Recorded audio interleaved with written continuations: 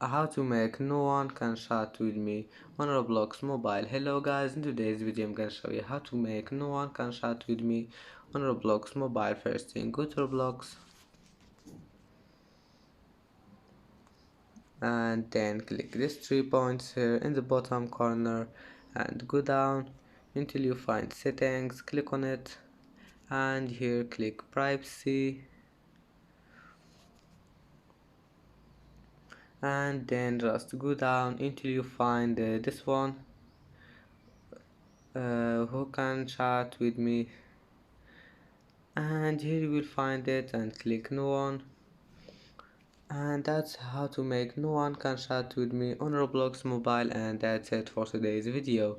If you like this video, please don't forget like and don't forget subscribe, and thank you for watching this video. See you in the next video.